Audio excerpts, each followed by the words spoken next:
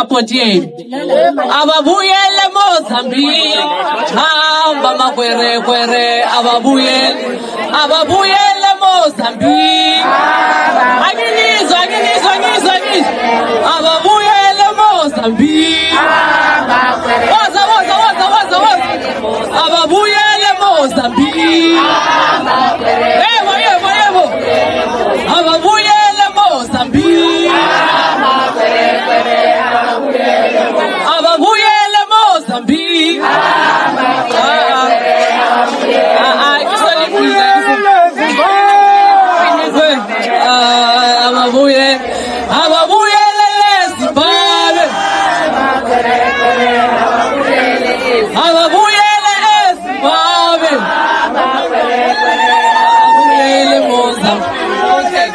Okay. Now, kibata recharge Linda. Zabalaza. Asiyazi ngisho. Wenule lumisa madolo makomanda. Ayazabalaza. Wenule lumisa madolo makomanda.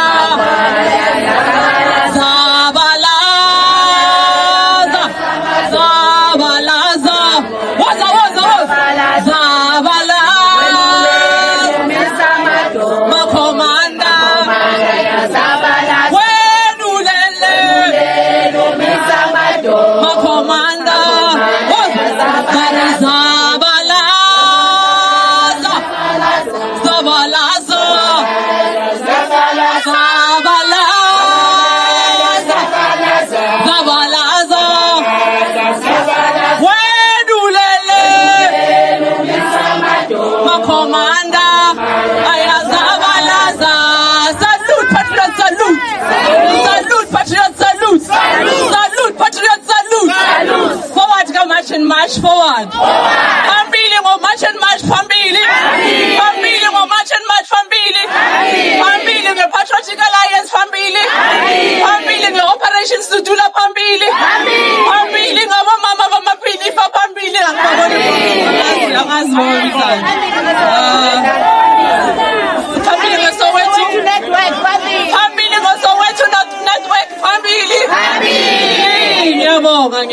Okay. Patriots, igama lami Victoria Africa ngizosikhuluma isiZulu namhlanje ngempela ngenkani futhi. Ngizosikhuluma sakhulumeka namhlanje. Igama lami Victoria Africa, I come from the Patriotic Alliance.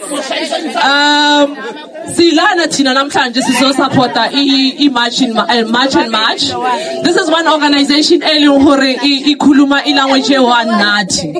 And some of us, we are already on the ground as we speak doing the work ourselves because skathele ukutshelwa abantu bangazi ukuthi bayenzani kulama government offices.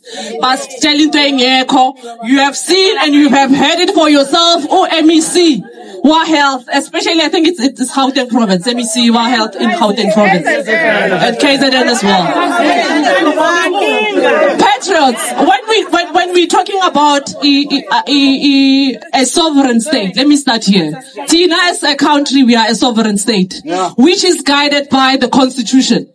And as a sovereign state, masisebenza la ku country yethu, we are following constitutional guidelines, which tells you ukuthi it does not matter ukuthi you are a state president or you are a government official.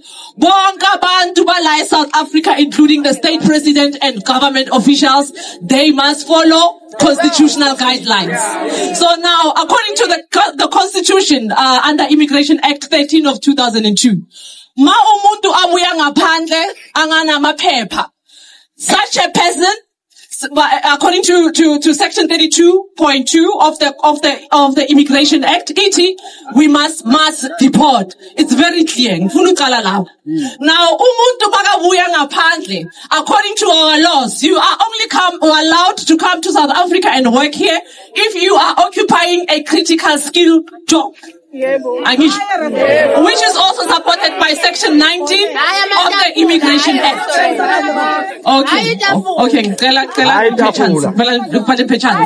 So now, what I'm saying here is not something any show out of emotions.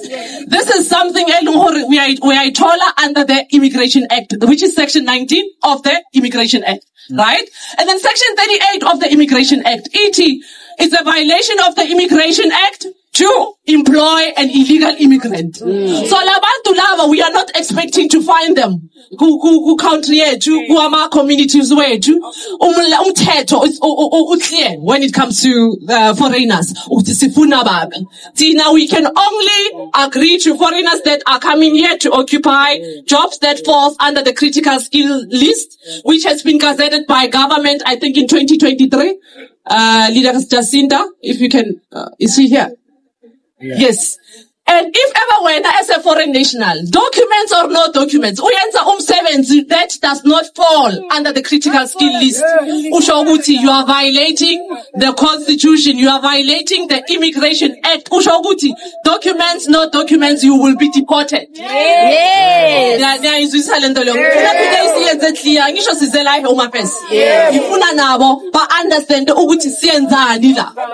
now, again, when it comes to the informal market, because inspection is on, see, we still have got other leaders that needs to come.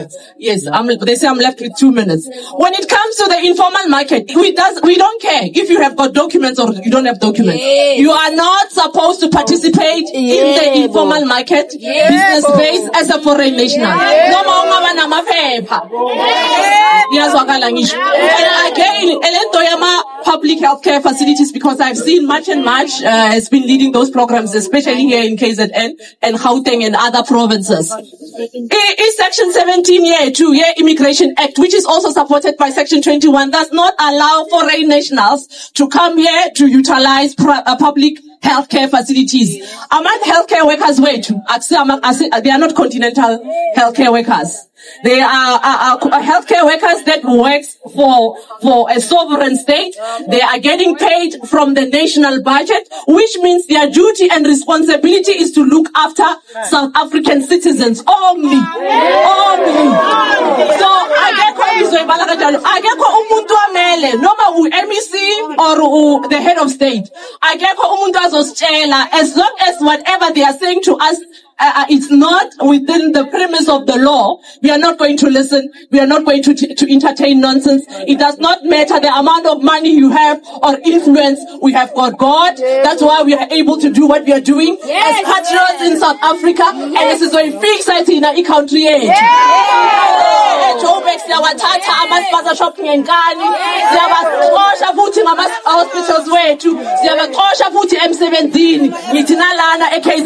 all the other provinces, let's do so. Salute, patriot, salute.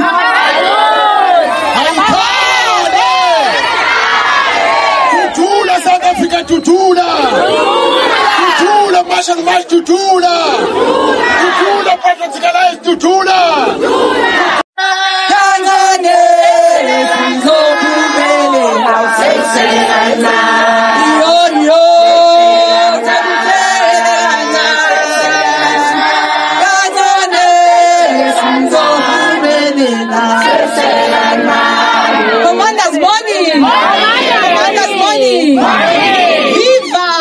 March, viva! Viva! Viva! Operation Tutula, viva! Viva! Viva! Patriotic Alliance, viva! Viva! Viva! Put South Africans first, viva! Viva! Viva! IFP, viva! Viva! Viva Nakubo Mama Mama Pinifa, viva! Viva! Commander's morning. But patriots, we're here to support March and March because of they are doing exactly what we believe in. Anybody oti ama foreigner mawahambe, we will support you. As long ulelwa ilizwe letu. We also have the Soweto network. All the way from Soweto, Commander Mamnet is also here. Commander's morning.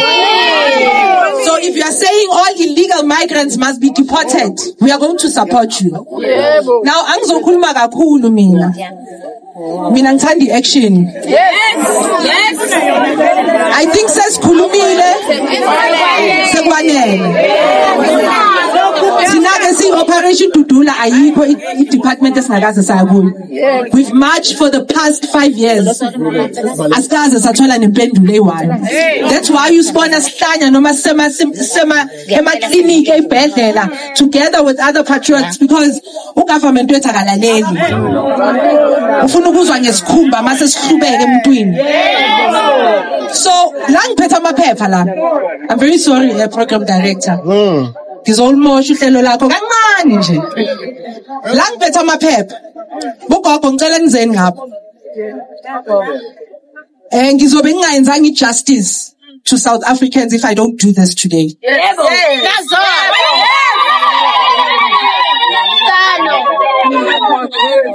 Now, we have been dealing with abantu abayi-syndicate abathathela abantu izindlu, and it cannot be correct ukuthi ogogo abangabi bahijackelwa ama-property. Banama-title deed, banama-title deed, kodwa bakhishiwe endlini, endlini zakahulumeni. Uhulumeni lo esibhadala i-tax thina, imali yethu lezindlu. So today, sizodudula labo bantu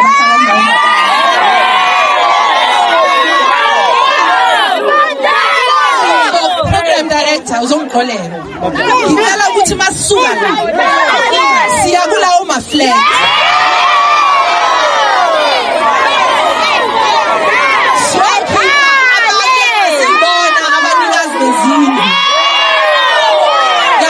Money.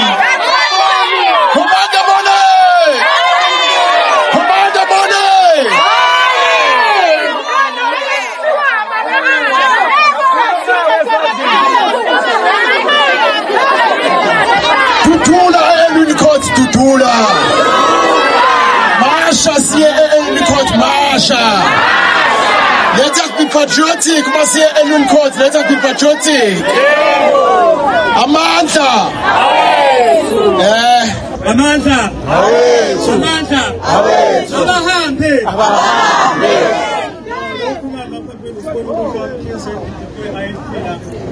Esithuke bona nje ukuthi asizosho ukuthi behind yona yonke iyenzakalayo la siyabasupporta sihamba nabo konke okuzokwenzakala nathi sisiva kwabo mabithi abahambe makhulumana senza ama-actions sathela ukukhuluma masibona manje sizophapha masingasanazo sekusele kancane ukuthi basiphice yona leli zulu basebekwazi ukuthi basikhombe basishaye sekusele kancane basiphice leli sengithi manje asisukeni manje siyela idudula eyakhona ayiphilise emva kwayo idudula senza konke okuzokwenza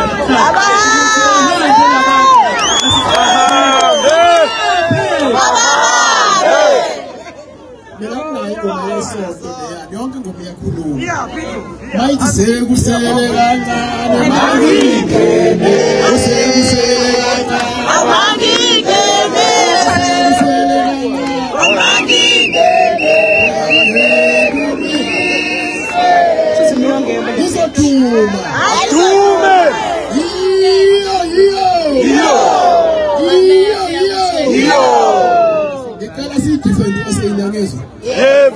defend South African yangezwe defend SA asondela ngaphambili defend SA kana asondela ngaphambili amnika igama noma ngilinikiwe ukuthi uyazazi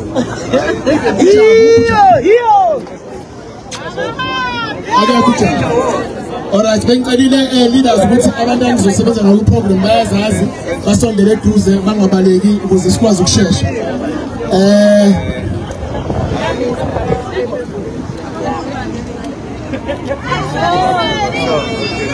Bela zwani.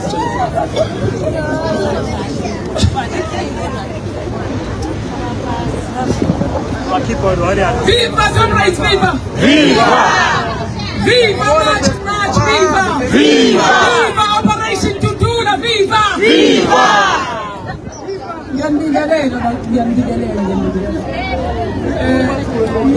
March 1956.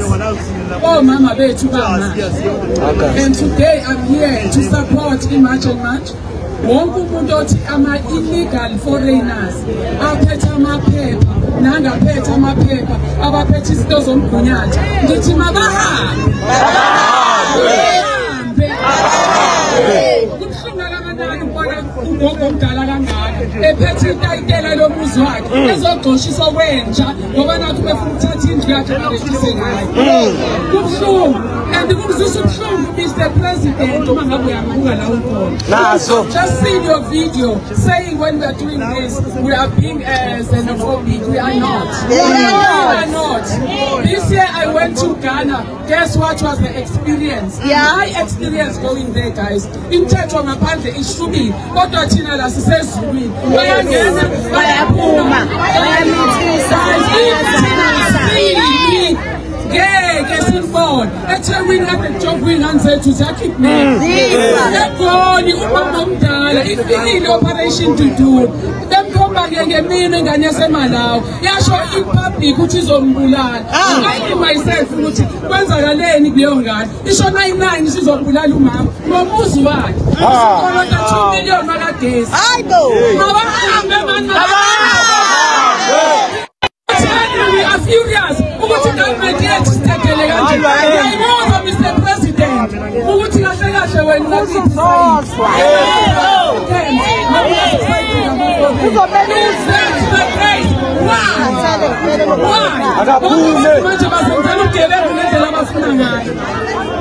basiphethe laba Ramaphosa must fall. Uyazi ngibona ukuthi umbhobho wami awufanga uba qedile TV no mama ngicela ngibonile la eThekwini ukuthi la emngeni siyaphenduka akudlala ifethe kasho umuntu okufika nje kuyafiwa MK Labour Desk siyabona kakhulu MK Labour Desk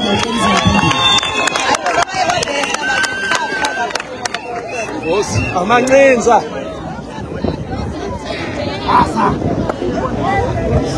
Manda Qina South Africa qina Singama foreigner phansi Singama kwerekwere phansi Singo MEC wakaheti phansi Uhulumeni phansi Uhulumeni ukindezela nase South Africa phansi Singama police corrupt phansi Uhulumeni ukindezela abantu phansi ngamalungu eParliament akindezela abantu base South Africa phansi Ramaphosa phansi Senzo Mchunu phansi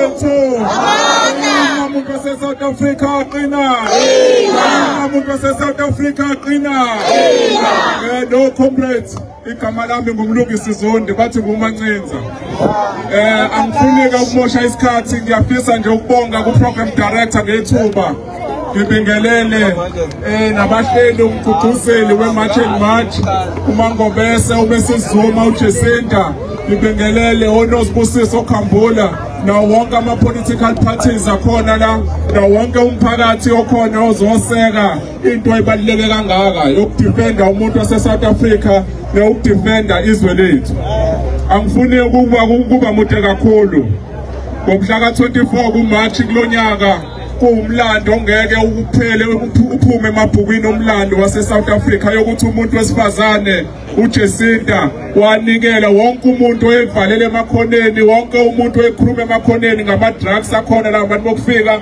ngezinto eziningi ezenziwa abantu bokufika wonke umuntu oyekhuluma emakhoneni emgaqweni emakhumbini ukuthi abantu bokufika bathatha lelizwe bathi uMangobese umuntu wesifazane waphumela obala wathi South Africa sihlanganeni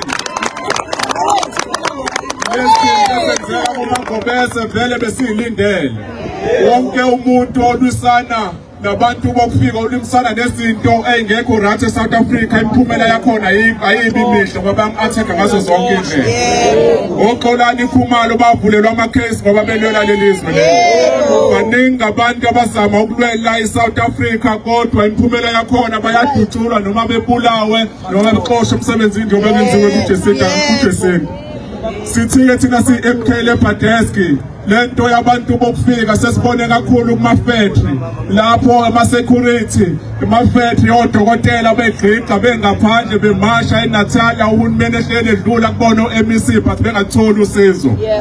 Ku-department yakaHead kuvele into ethi le genge yabantu bokufika ifika kwi-department ifika ithatha amaphilisi ithi yagula iye ey'bhedlela iye emaklinikhi ifika ithatha i-medication iyithuthele emazweni abo. Kodwa umuntu engawuyayidifenda leyo nto uNomusa uNomagugu Simelane uyena udifenda abantu bokufika. uNomagugu Simelane esikhundleni sokuthi axhumane namaphoyisa kulwisana nabantu bokufika abantu abafike bethatha i-medication eSouth Africa kodwa yena uthi akuboshwe abantu base-South Africa.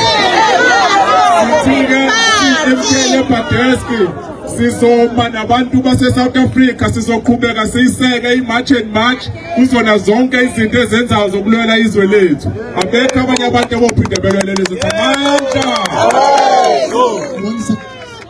Futzak Ramaphosa Futzak! Futzak Ramaphosa Futzak! Salute everyone. Ngicela uku-amplify u-message. Sitshela i-government ye-ANC sithi larinyela.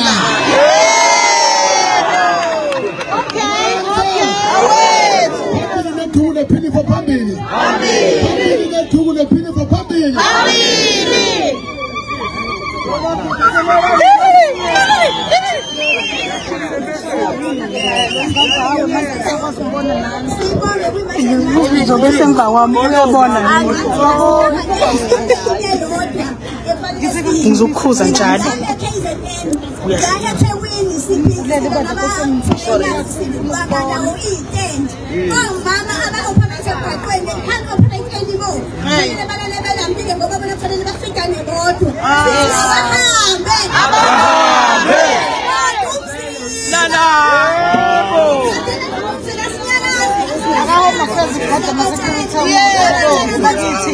I know.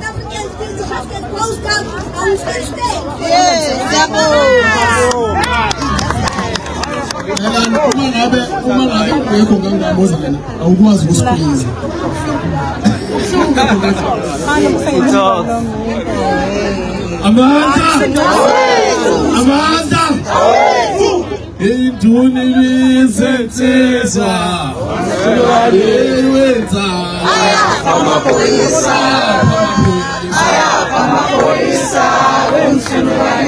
induni bizetsezwa wenza amaphoyisa Amanda Kamulinda ngokwavela athi uma kweazana youth nation thina sobonga nje imashini mashi ukusukuma kwayo sibonge zonke izinhlangano ezikhona la thina sithi second violent revolution is unavoidable sekukhulunyiwe kwadiscusswa kwanegotiatwa kwavota akusebenzi siyacabanga ukuthi imashi yokugcina le kufanele sisukume siyosebenza ngoba masikhuluma basithatha kancane basithumela ngamaphoyisa sekwanele eyokugcina le mashi asukumeni siyolwela izwe lobabamkhulu lelizwe likaze labuya emhlanganweni alikaze labuya kuma negotiation kwasentshezwa abanye baboshwa abanye bashona sekuyisikhathi ke manje ukuthi senze lokho okwenziwa obabamkhulu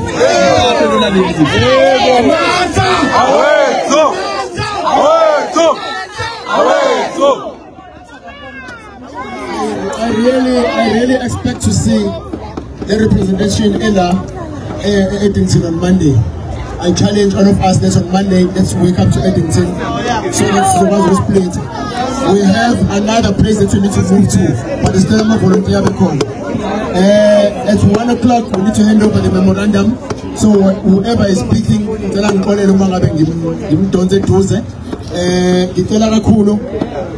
Ubisi representative ye March and March. Iyacabanga ukuthi sisulozi uma ekhona eduze ngiyamcela.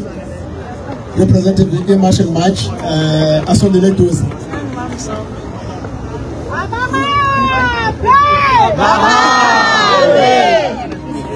Uyafika. Sisinoza basandela. Viva Nozi, viva. Viva. Sebenza nomama ngimtshela nje. Hey.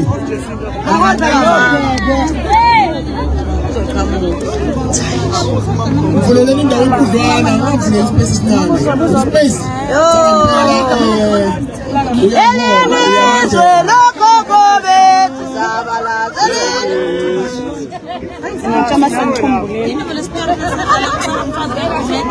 Akuna mahloni kodwa kumkani.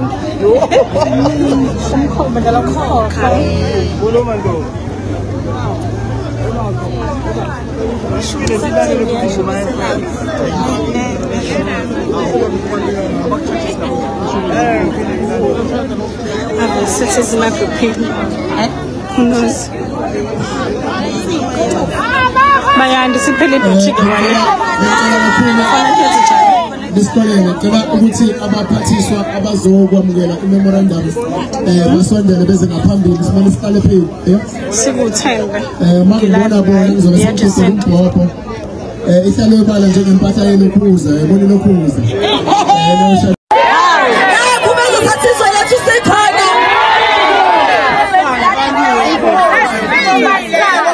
asabuni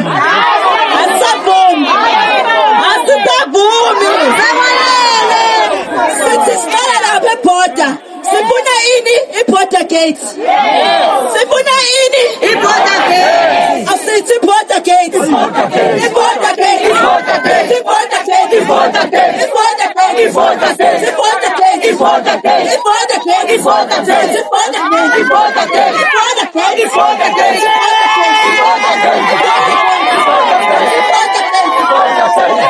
I-border gates.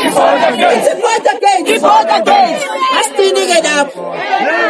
It up. Saza sava ma idea unkokotelo. Mama asylum seeker ngawona asylum seeker. Sithi wonke umuntu asylum seeker kabe asylum seeker yangempela. Ayikho asylum seeker azovula isitolo la. Boy asylum seeker ugcina ngokufunda noma uthola umsebenzi nje ohambisana nomyalelo we asylum seeker status. Yes. Ningalokhu nilalela abantu ku social media bethi ngi-asylum seeker ingakho nginesitolo sa-Raj Phansi la sithi phansi ngey'tolo zabo kufika phansi uyeza umkhwanazi uyeza umkhwanazi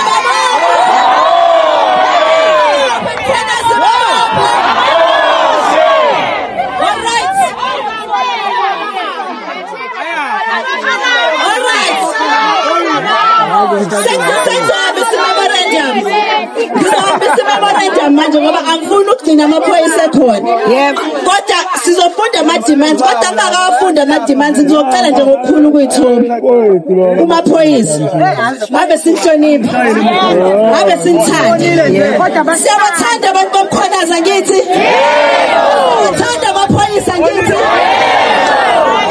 ayikho into eyisitepe njengokuzwa labantu bokufika bejabulisa ukuthi bazokhipha i-cold drink bayawukhipha futhi Sam basho njalo akusho mina akusho bona akusho mina akusho bona bathi bakhipha ini bakhuluma ngamalini lapho 500 bakhuluma ngo-50 rand manholi athi umuntu ukhipha i-cold drink u-50 rand udayisa kanjani kwelapho ngo-50 rand u-50 rand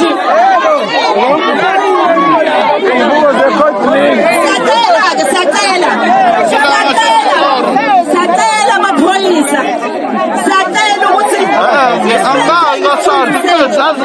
awuze la ngasesiyari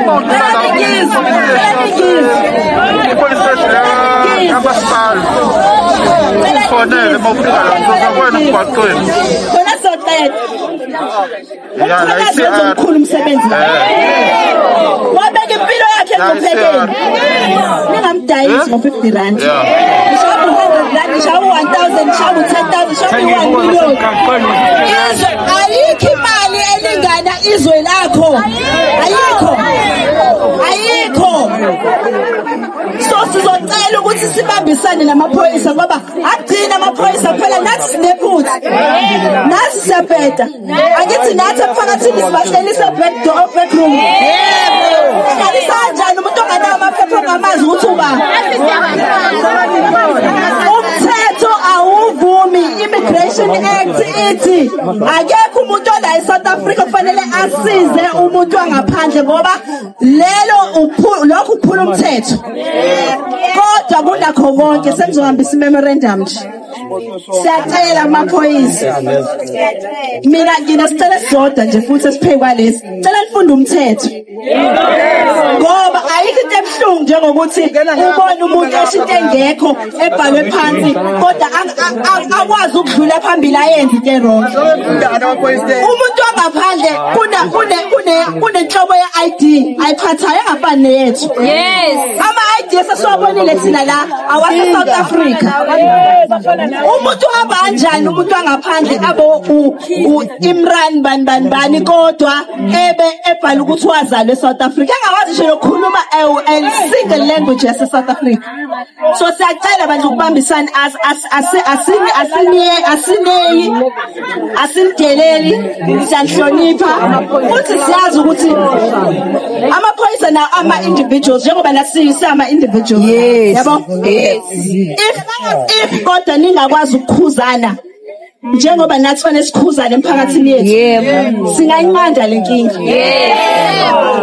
Laba bayawasaba amaphoyisa mase angasemakubo ngeke baqala amaphoyisa la ngakubo.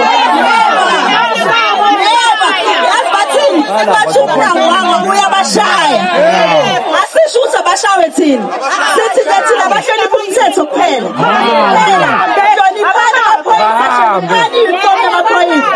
Thina amaphoyisa amanesi othisha abantu esikhule kuthiwa abathintwa. Bathini awudlale nje ephoyiseni awudlalele nesini awudlalele ukuthisha. Sesicela leso sithunzi samaphoyisa ngesibuyi. Bahlonipha amaphoyisa ukuze nabo bezobonisa amaphoyisa ahlonishwe. Sibambisane umphakathi namaphoyisa. Senzofunda ke memorandum la ngizosho nje izinto esicelayo kuphela. Right? Because yinde. Esicelayo sithi sicela ukuthi kube khona i-mass deportation yama undocumented foreigners. Okusho ukuthi bonke laba abangana amaphepha mhlawumbe nje noma ngaphuma nga-3,000 ngosuku.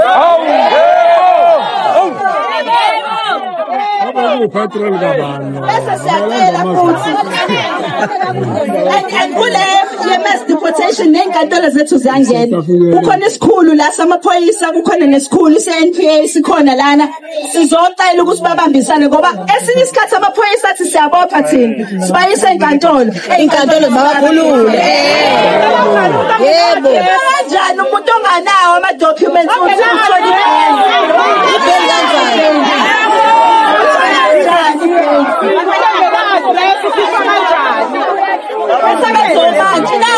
nabo sithi abalalela umthetho. Bese siyacela ukuthi maba-prosecute ababoshe kodwa futhi siyayithanda naleyo ukuthi kuthiwa ngazi ukuthi uma bebosha bazoboshelwa ngasemakubo. Bangaboshelwa emakubo bakithi.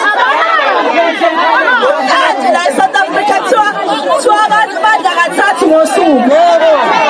Labo emakubo kuthiwa abazi ngisho isinkwa. The reason bangayeni kumthatha la eSouth Africa usebenza izinto abangebazi emakubo. Bese sithi futhi sicela siyacela futhi i-program yokubambisana namaphoyisa no prosecutor bethu neinkantolo zethu yokureclaim ama-building ethu awusekumbe point bakwethu.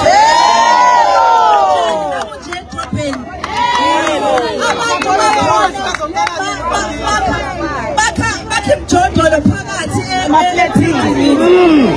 Kanjani? Bayakhala abantu bathi angihlala la nabo gogo bethi kade bekhala bathi ngisasihleli kahle la.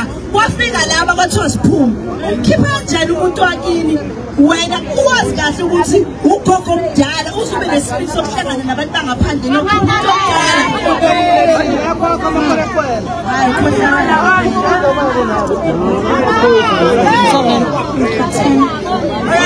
Into license, please. I'm a business license. Ngiyacela nisukumele le. Umnotho wama tuck shop is worth billions. I think what 23 billion into enjalo last time we checked. No tatanja no mnotho nonika abantu. Yebo. Nyababuka baqashisa ipaza shop emzini yenu. Ama container awawenu nonikeza abantu ngaphandle. Yenza kanjani leyo nto? Umuntu wangaphandle ukuze akwazi ukuthi abe nesitolo la fanele abe no 5 million. Yiphi isipaza shop esino 5 million la? Asikho. Manje indaba sina isipaza shop khona. Indaba khona isipaza shop esino. Asikho isipaza shop esenza 5 million. Nosuka ngaphandle uza la. Ngeke usuke ePakistan uzovula isipaza shop la.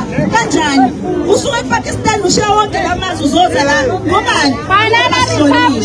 Yebo. Siyadelelwa. Isithunzi se-South Africa sizosibuyisa ngekhaya. Yebo. Isithunzi sethu njengama-South Africans sizosibuyisa ngekhaya. Yebo.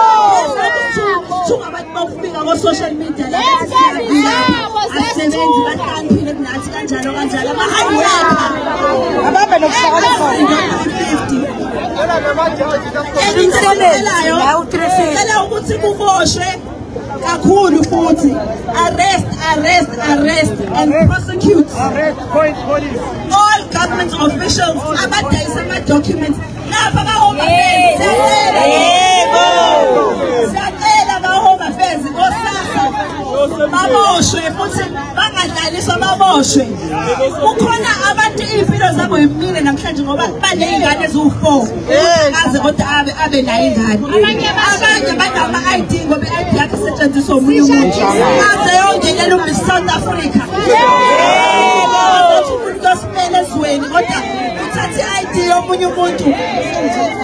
Nana niye ukushada nalabantu ukuthi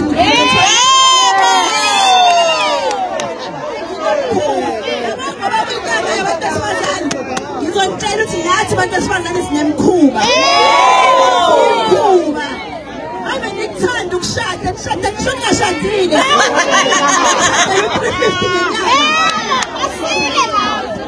Hayi bo ushada ungalonjoniwe ngathi shona nishimbuzi.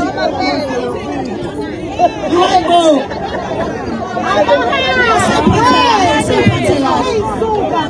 alright, bese siyacela prioritization of citizens kuma healthcare facilities.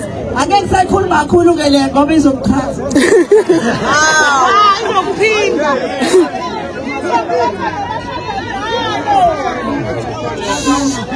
Ungasasabi khuluma. Our system is letting us down because people are suffering. When you go to the hospital, you will leave your house at 4 a.m. only to come back at home at 6 in the evening. People are suffering here in South Africa. Our health system is letting us down. People, wake up. Support our volunteers at the hospitals. They need you.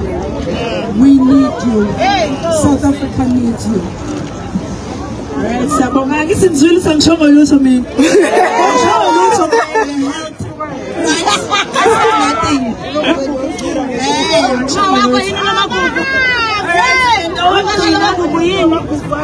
This is Sitela Invisible Policing and Radical Program to arrest all undocumented foreigners who are running drug cartels.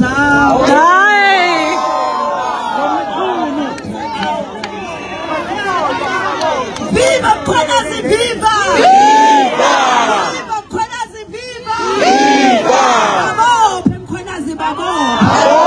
Uyeza Mkhwanazi, uyeza! Uyeza! Usefikile Mkhwanazi, usefikile! Sizwile kuthiwa khona nebhiva kuze kuse. Aphuze kuze. Bese besibuka bathi sasingekho emsheni bakho. Right. Asinayinkinga thina nalokho kodwa emsheni bethu ayengekho ama-drugs. Emsheni bethu sasibahlonipha abazali. Emsheni bethu sasiye ey'koleni siyofunda. Emsheni bethu sasingamithi sibancane kangaka. So siyacela ama-drugs aseyibulele iSouth Africa hayi kanti ayikho into esibulele njengama-drugs. So siyacela bandla lento ama-drugs ukuthi ilungiswe. Siyacela ngiyengeza isimanga ngifuna ukusho la kukhona wonke umuntu ngoba if ngiba nenkinga naleli phoyisa ngizosho ukuthi ngakasho.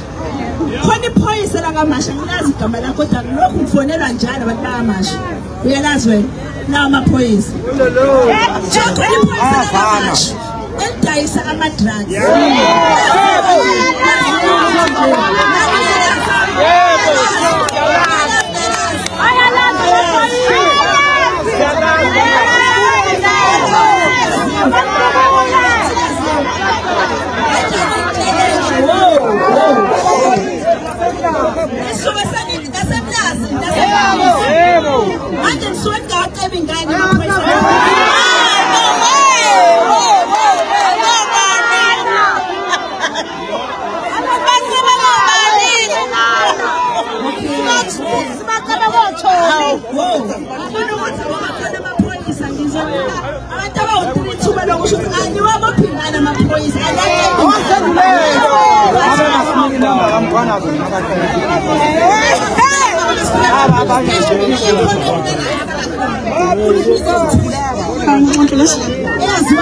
Ngemuva kwami people are complaining.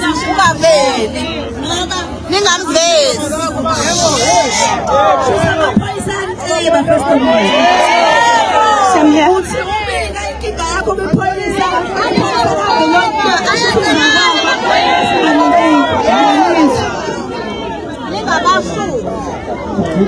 useless ukuthi uripoti president ama-drugs ngoba ligijima lontshelwa zakwabo lidla ngaba ama-drugs. Bese bekhandela uzungu bese ubulewe uwona amaphoyisa. Uma ungavula icala akula dokotela uzothatha first time kokuhamba nestamp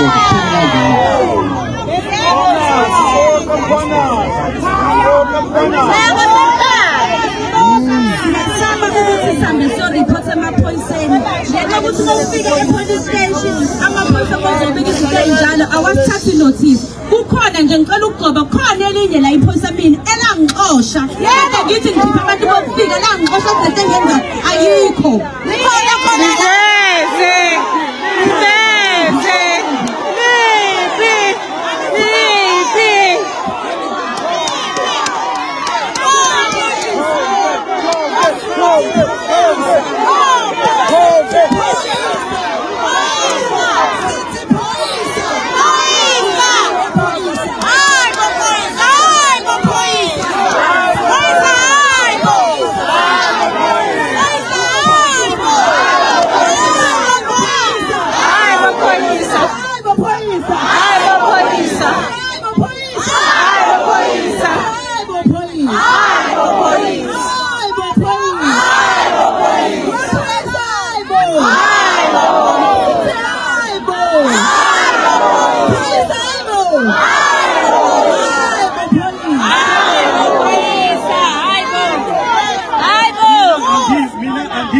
Sokhuluma ngomoroti yaphezulu. Sokhuluma ngomoroti ngasehola festa kaAslab. Lena abokufika. Uzongena ngalo amgwaqo la yana. Ngingakuthatha ngifake phakathi abantu abasebenza e-police station abasebenza la kumoroti. Kunamazayiza ahlaphana aqwayizisa ingane abathethisa ama-drugs. Ayaziwa if I report mina personally la report mina ukuthi abantu abadesa phana bahlangana intshontsho wangitshela ngiyaqalisa ama-voice notes la njengamanje. Mina have a 4-man child kasiswami eshonile manager ithi ukhokela ama-drugs evalele usisi wami laphayana engiqwayizisa ngenkani uyimanje uhleli laphayana akaphumile wangishisa ngamanzi uyimanje ukhona laphayana if you can go there njengamanje uzobafika bakhona laphayana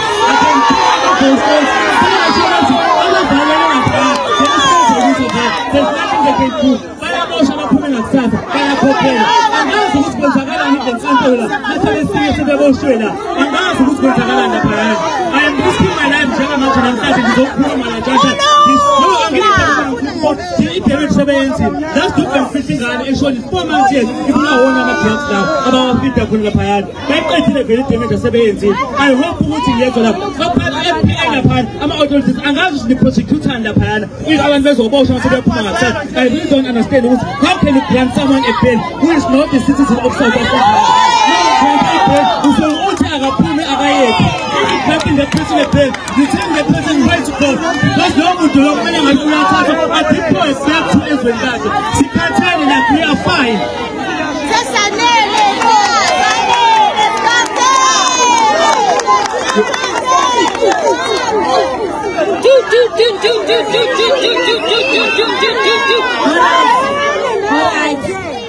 Okay.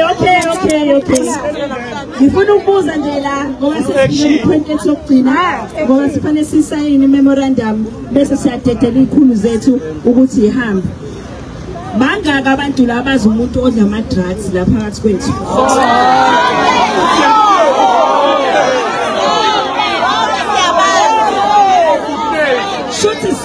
Shoot is okay. Bangaka abantu abazi abantu abadayisa ama drugs la?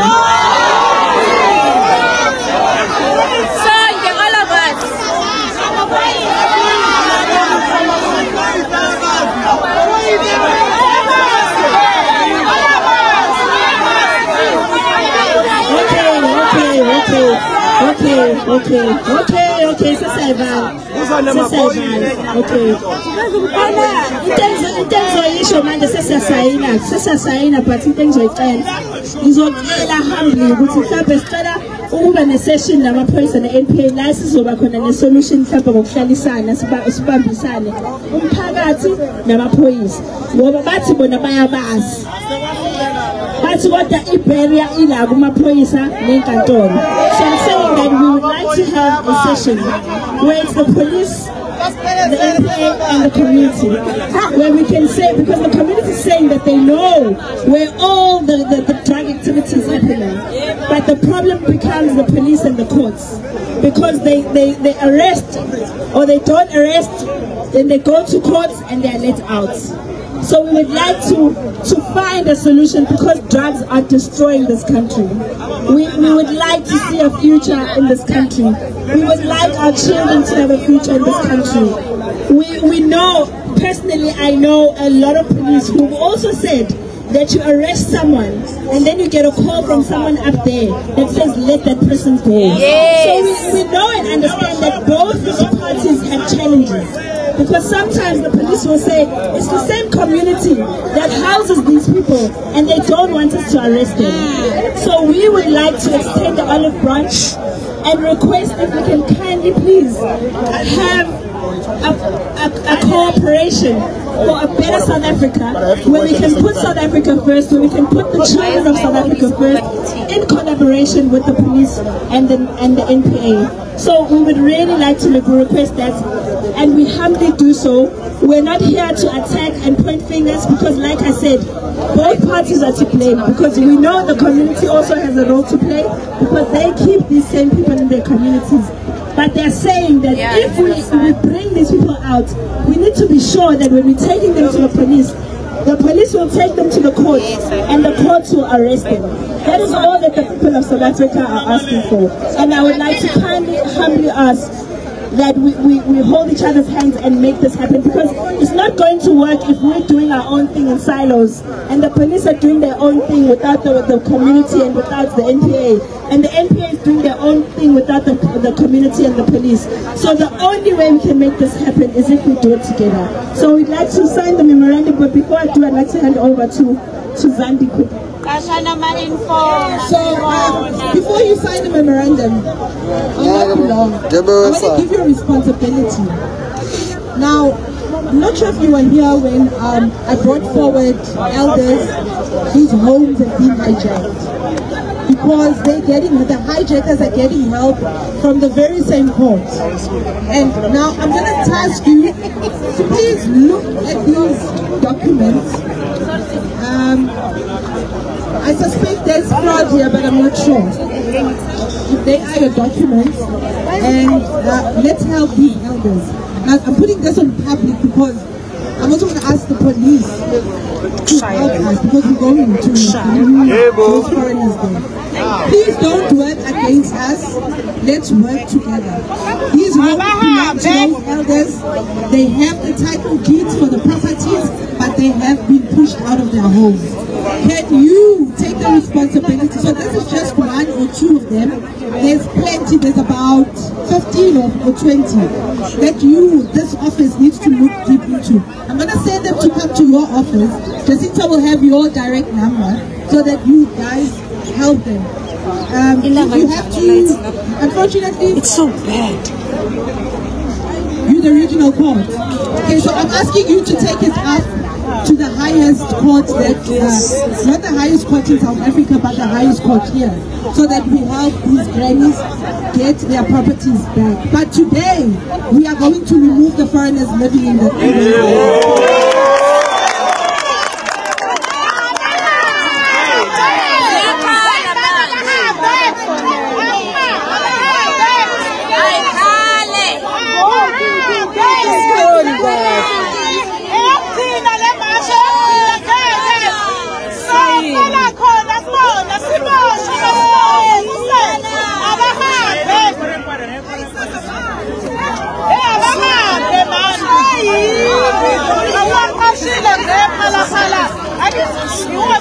Manozi.